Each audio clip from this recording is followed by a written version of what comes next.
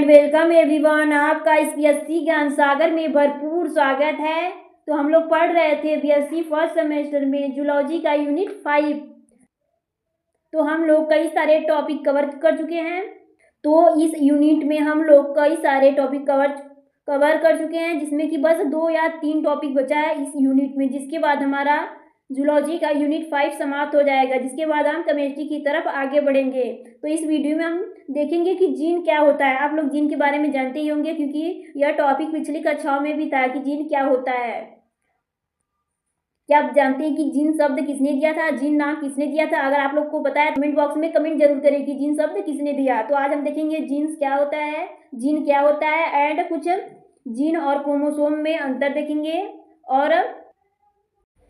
और monohybrid cross और dihybrid cross में भी अंतर देखेंगे। तो हम देखते हैं जीन क्या होता है। A gene contains a gene unit that determine a trait.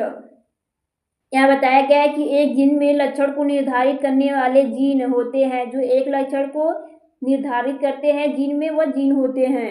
जो एक लक्षण को निर्धारित करने वाले कारक होते हैं वह जीन होते हैं, जिसे हम इकाई या कारक भी कहते हैं। अभी हम आगे बताएंगे कि जीन शब्द नाम किसने दिया था।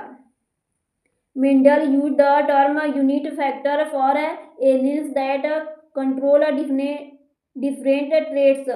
जो मेंडल थे वो विभिन्न लक्षणों को नियंत्रित करने वाले इस जीन को कारक शब्द का, इस जीन के लिए कारक शब्द दिया। जो एक फैक्टर था उसे, जो मेंडल थे, इसके विभिन्न लक्षणों को नियंत्रित करता थे, किसे कारक शब्द दिया, कारक शब्द दिया, कारक नाम दिया।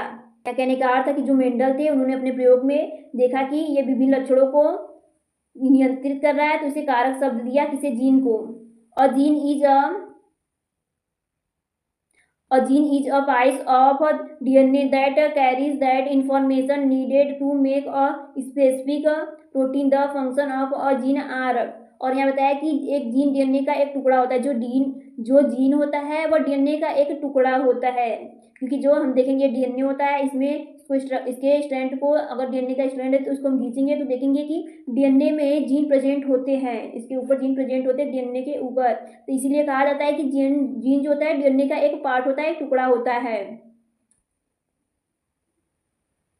जो एक विशेष प्रोटीन बनाने के लिए आवश्यक सूचनाएं ले जाता है, जो कि एक आवश्यक सूचना को पहुंचाने के लिए, प्रोटीन बनाने के लिए ले जाता है। जो जीन होता है वो प्रोटीन का निर्माण करता है और आवश्यक सूचनाओं को ले जाता है। जीन के कार्य निम्नलिखित है। जो जीन है उसके फंक्शन कार्य निम्नलिखित है। और जो जीन शब्द था वो जोहानसन नामक साइंटिस्ट ने 1909 ईस्वी में दिया था। कितने ईस्वी में? 1909 ईस्वी में जीन शब्द दिया था। किसने? जोहानसन के नाम पे अपना जीन शब्द नाम दे दिया जोहानसन ने, क्योंकि जी से भी उनका नाम चालू है, जी से ही उनका नाम स्टार्ट है, तो इन्होंने जीन शब्द दे दिया जोहानसन ने ही। तो याद कर सकते हैं, ज से जीन, जी से जीन, जोहानसन, जी से जीन और जी से जोहानसन। कितने सन में? 1909 ईस्वी में। और जो मेंडल थे इसे कारक बोल रहे थे, इकाई बोल रहे थे, लेकिन जो जीन शब्द जोहानसन ने दिया था 1909 ईस्वी में। और जो जीन होता है इसके निम्नलिखित कार्य होते हैं, और यह प्रोटीन बनाता है और ना कई इन्फॉर्मेशन को ट्रांसफर करता है, और यह डीएनए का एक पार्ट होता है, या डीएनए में प्रेजेंट होता है। तो इसके हम फंक्शन देखेंगे, क्या कार्य है जीन के। फर्स्ट,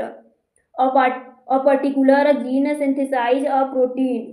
एक विशेष जीन एक प्रोटीन का संश्लेषण करती है। जो स्पेसिफिक जीन होती है, एक विशेष जीन होती है, वह प्रोटीन का सिंथेसाइज करती है। जो एक पर्टिकुलर जीन होती है वह प्रोटीन का सिंथेसाइज करती है, सिंथेसिस करती है। अब हम देखेंगे second, mutations are also possible in jeans.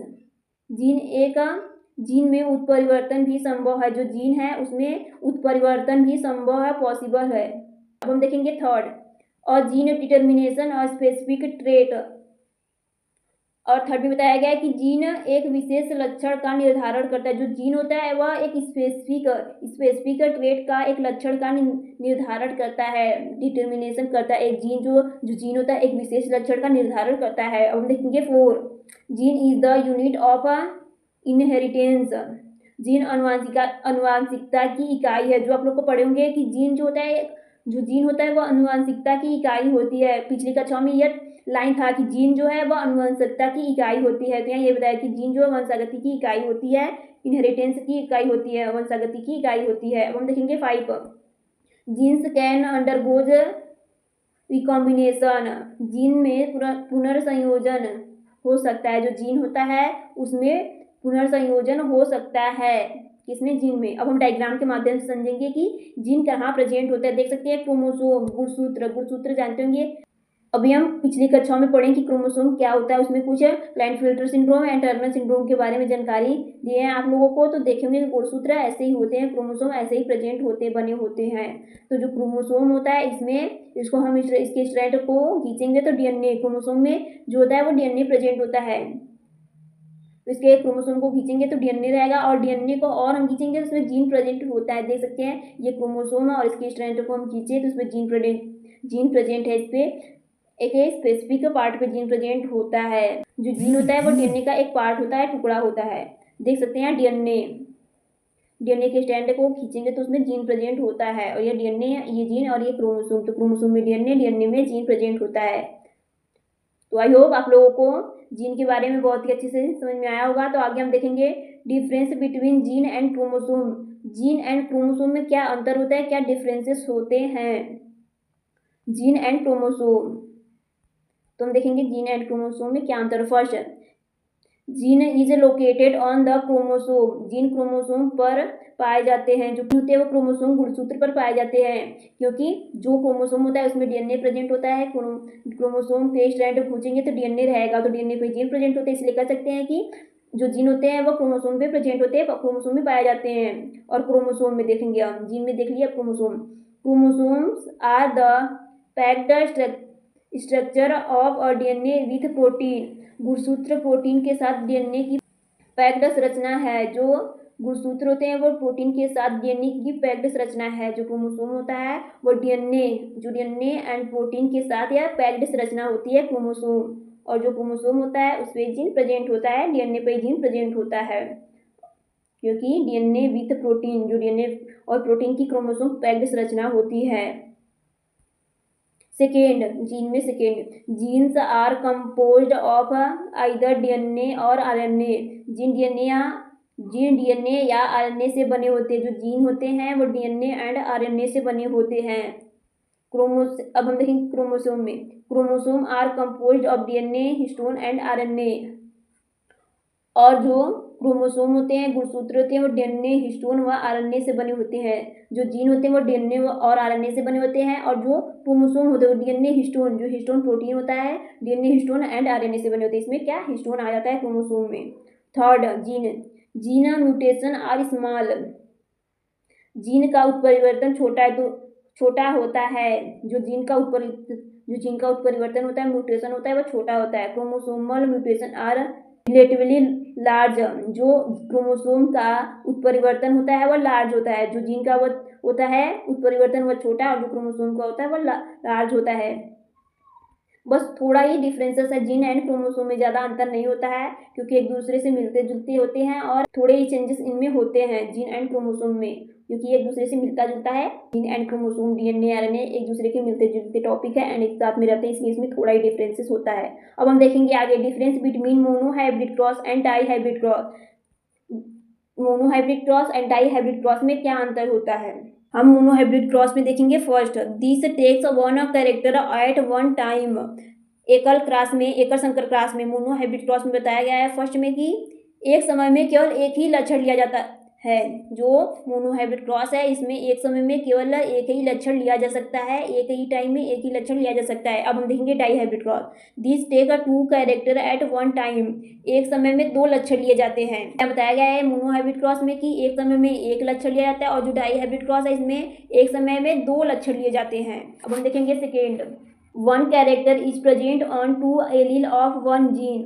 और एक जीन के दो एलील के रूप में एक ही लक्षण उपस्थित होते हैं। यहाँ मोनोहाइब्रिड क्रॉस सेकेंड में बताया गया है कि एक जीन केवल दो एलील के रूप में एक ही लक्षण उपस्थित होते हैं। यहाँ बताया गया है कि एक जीन केवल दो एलील के रूप में एक ही लक्षण उपस्थित होते हैं। एक जीन में केवल एक ही लक्षण उपस्थित होते हैं। और हम देखेंगे डाईहाइब्रिड क्रॉस में, present on allele of two different gene. दो जीनों के एलीलों के रूप में दो लक्षण होते हैं। जो दो जीन होते हैं उनके दो जीन के एलीलों, दो जीन के एलील होते हैं उनके रूप में दो लक्षण प्रेजेंट होते हैं। इसमें एक लक्षण प्रेजेंट होते हैं और इसमें दो लक्षण प्रेजेंट होते हैं। इसमें दो एलील के एक ही लक्षण प्रेजेंट होते हैं, एक जीन के दो एलील के एक लक्षण प्रेजेंट होते हैं, और दो जीन के एलीलो बहुत सारे एलील होते हैं उनके दो लक्षण प्रेजेंट होते हैं डाइहाइब्रिड क्रॉस में। अब हम देखेंगे थर्ड, इट गिव्स तीन संबंधी one phenotypic ratio in F2 generation. एकल संकर क्रॉस में मोनोहाइब्रिड क्रॉस में बताया गया थर्ड में कि F2 पीढ़ी में तीन संबंधी एक का लक्षण प्रारूप अनुपात प्रदर्शित होता है। तो तीन संबंधी फिनोटाइपिक रेशियो F2 जनरेशन में प्रेजेंट होता है। अब हम डाइहाइब्रिड क्रॉस में देखेंगे, इट गिव्स तीन संबंधी एक फिनोटाइपिक रेशियो F2 जनरेशन। और जो द्विसंकर क्रॉस मोनोहाइब्रिड क्रॉस होता है, द्विसंकर क्रॉस डाइहाइब्रिड क्रॉस होता है, उसमें F2 पीढ़ी जो F2 जनरेशन होता है उसमें लक्षण प्रारूप अनुपात होता है 9 संबंधी 3 संबंधी 1 अनुपात होता है इसमें। और इसमें 3 संबंधी 1 होता है मोनोहाइब्रिड क्रॉस में, और डाइहाइब्रिड क्रॉस में 9 संबंधी 3 संबंधी 1 होता है फेनोटाइपिक रीजन रेशियो। अब हम देखेंगे 4, इट गिव 1 संबंधी 1 टेस्ट क्रॉस रेशियो। और परीक्षण संकर क्रॉस अनुपात 1 संबंधी 1 होता है। जो मोनोहाइब्रिड क्रॉस होता है इसमें परीक्षण संकर क्रॉस 1 संबंधी 1 होता है, टेस्ट क्रॉस 1 संबंधी 1 होता है। अब हम देखेंगे डाइहाइब्रिड क्रॉस में, इट गिव 1 संबंधी 1 टेस्ट क्रॉस रेशियो। और इसमें परीक्षण संकर क्रॉस जो डाइहाइब्रिड क्रॉस होता है इसमें परीक्षण संकर क्रॉस टेस्ट क्रॉस 1 संबंधी 1 होता है। अब हम देखेंगे 5, ओनली 1 and 4 रेशियो कैरेक्टर। यहाँ बताया गया है कि केवल 1 से 4 वें जीवों में प्रभावी गुण होते हैं। यहाँ बताया गया है कि केवल 1 से 4वें जीवों में प्रभावी गुण होते हैं। यहाँ बताया गया कि 1 से 4थे जो जीव होंगे, चौथा जीव होगा उसमें ही लक्षण प्रभावित होंगे। और इसमें डाइहाइब्रिड क्रॉस में ओनली 1/16 सो रेशियो। और यहाँ केवल 1 से 16वें जीवों में प्रभावी गुण होते हैं। यह बताया गया है कि 1 से 16वें जीवों में प्रभावी गुण होता है, इसमें 1 से 4थे जीव में प्रभावी गुण होता है, इसमें 16 जीव में गुण प्रभावी होता है। अब हम देखेंगे छठवां, non effect of linkage. Monohybrid cross में बताया गया लास्ट में कि संलग्नता का प्रभाव नहीं पड़ता, इसमें संलग्नता लिंकेज का प्रभाव नहीं पड़ता है। और हम देखेंगे डाइहाइब्रिड क्रॉस में affect the ratio 1 linkage of gene. संलग्नता जीन F2 पीढ़ी के अनुपात को प्रभावित करती है। जो F2 जनरेशन होती है वह संलग्नता जीन के अनुपात को प्रभावित करती है, इफेक्ट करती है। तो आई होप ये वीडियो आप लोग के लिए बहुत ही हेल्पफुल रहा होगा एंड बहुत ही अच्छे समझ में आया होगा। अगर आप लोगों को कहीं कन्फ्यूजन है तो कमेंट बॉक्स में कमेंट करके पूछ सकते हैं। तो हमने देखा gene and difference between chromosome and gene and difference between monohybrid cross and dihybrid cross क्या होता है, स्क्रीनशॉट ले लीजिए। और हमने जीन के फंक्शन एंड डायग्राम के माध्यम से देखा कि जीन कहाँ प्रेजेंट होता है। अगर कहीं कन्फ्यूजन है तो कमेंट बॉक्स में कमेंट जरूर करें आप लोग। तो आज इस वीडियो में इतना ही, अगली वीडियो आप लोग को जल्दी प्रोवाइड की जाएगी। कोई भी समस्या या प्रॉब्लम है तो हमारे कमेंट बॉक्स में कमेंट करके पूछ सकते हैं आप लोग। आज इस वीडियो में इतना ही, अगली वीडियो आप लोग को जल्दी प्रोवाइड की जाएगी। Thanks everyone for listening me.